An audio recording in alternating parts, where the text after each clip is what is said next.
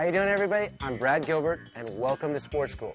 We're going to work on the serve. I feel like it's the most important shot in the game. It's the only shot where your opponent doesn't have a chance to stop you. If you throw it up and do something good, you're in great shape.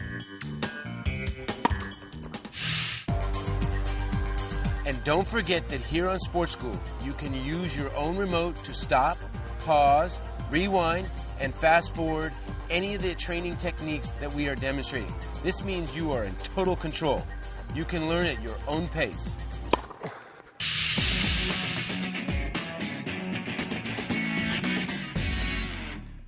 When you're serving in the deuce court, the strategy on serving on this side, you have three options. You got the down the middle serve, you got the body serve, and the out wide serve. The reason why you want to serve wide is to open up the court so possibly you get a short ball. The next key after you hit a good short wide serve, don't stand there and admire your serve, because all of us are like, oh, I hit a good serve.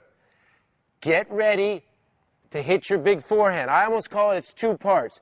You serve and you get ready to hit that forehand. Serve, stick, and move. The next serve that you can use is the body serve. You remember Pat Rafter? He was the king of the body serve. He liked to really get you in a jam position, get you in an awkward position where maybe you could only bunt the return back. Or for you people at home that like to serve and volley, the body is a great place to serve. And the last one, maybe the most important, is the down the tee. You know, they call it the T-bone or the middle serve. You go right down the middle, and that's the one where you really want to win the point, your kill serve. Now, I like to go for like that big one every once in a while because I kind of like gets the old rush of blood. The key on the serve right down the middle, don't aim right for the line, and try to get your toss as far as you can out in the court. And this is when you really want to go for it because it's low over the net. It's the lowest part of the net, and if you make it, you want to make it with a little pop. You don't want to make it like, 20 miles an hour. It's not going to hurt your opponent. So this one here, when you really line it up, you want to throw it out there, and you really want to try to crack it. Because all of a sudden, if you hit a good one, you might hit that game winner, you might hit that ace. But remember, when you're going up the middle, it's the lowest part of the net. Put a lot of pop into it, and don't aim for the lines. We're never good enough to hit the lines. I've been playing this game 40 years. I still can't hit the line. So the strategy to serve, remember, you can go wide to open up the court. You got the body serve to give your opponent no angle, so all of a sudden he's in trouble. And then you use the T-bone for the big one where you're going to try to win the point. Those are the strategies on the deuce side of the court. And if you can do these, your serve is going to get a lot better.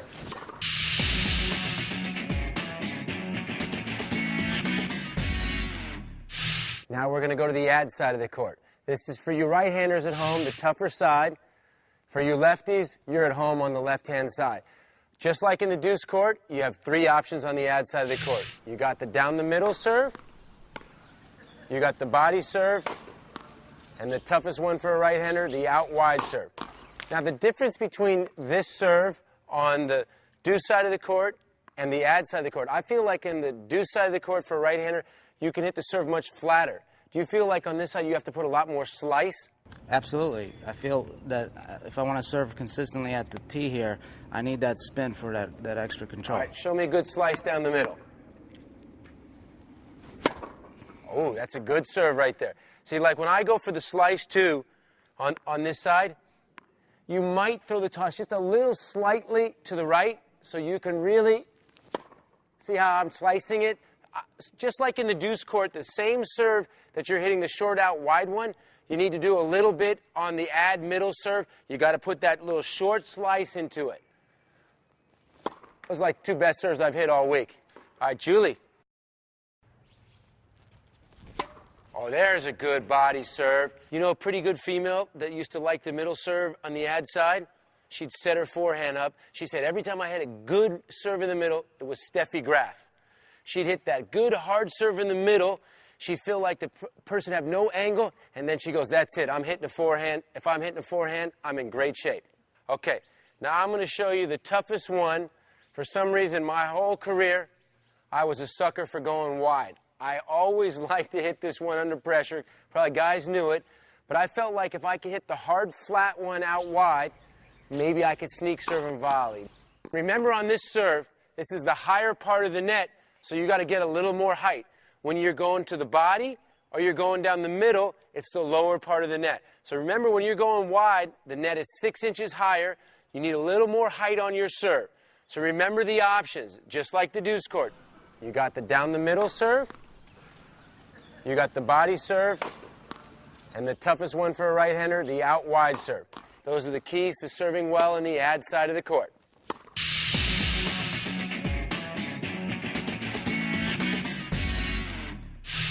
Weighing your options on the serve, the big dilemma. High percentage or to go for it. Julie, what do you tell most players to do? High percentage. So with club players, you feel like it's a better idea to get a high percentage. All right, let's take a look at a few serves. Show me your percentage serve down the middle of the court. Good. Now show me your percentage serve out wide. Excellent. When you have a lead, 30-love, 40-15, that's the time to, okay, I don't need to be conservative. I can go for that big one down the middle. But when you're down love 30, 15, 40, that's the time where percentage is the best play. All right, Julie, let's see your second serve.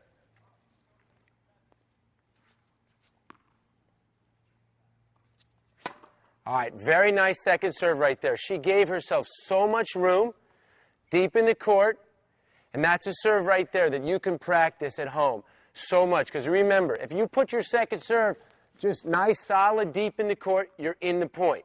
You don't want to try to hit too aggressive of a second serve or not too weak of a. Remember, the second serve is just getting you in the point.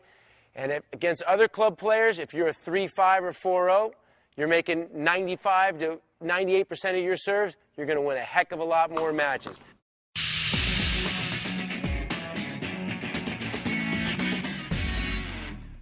Now we're going to take it to one of the toughest things to do in serving, the serve and volley. It's a great mix-up. You're probably going to do it a lot for doubles. For me, the thing that I really want to do when I'm serve volleying, I want to get my toss as far forward as I can so I can really launch myself into the court.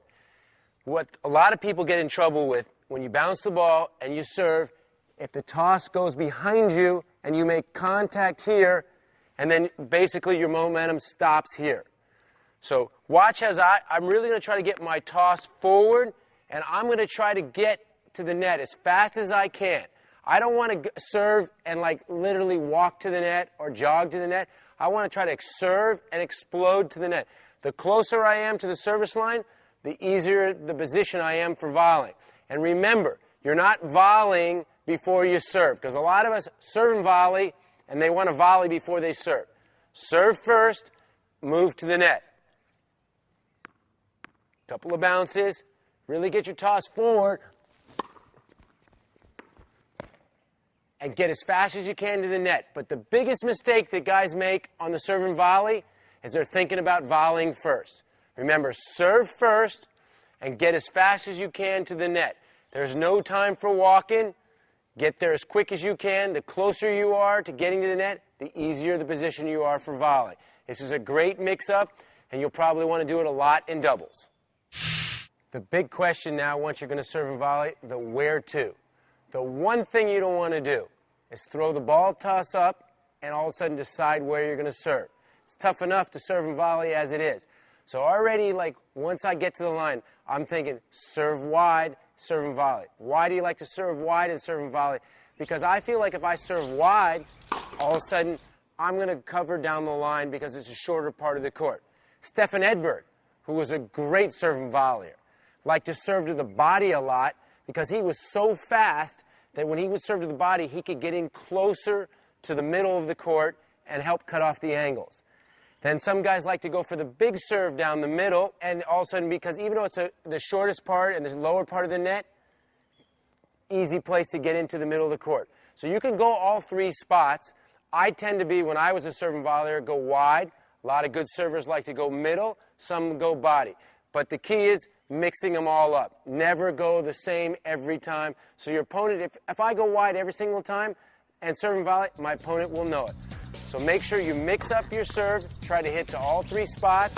Obviously, you'll do one more than the other, but don't show your hand, and that's the key to serve and volley.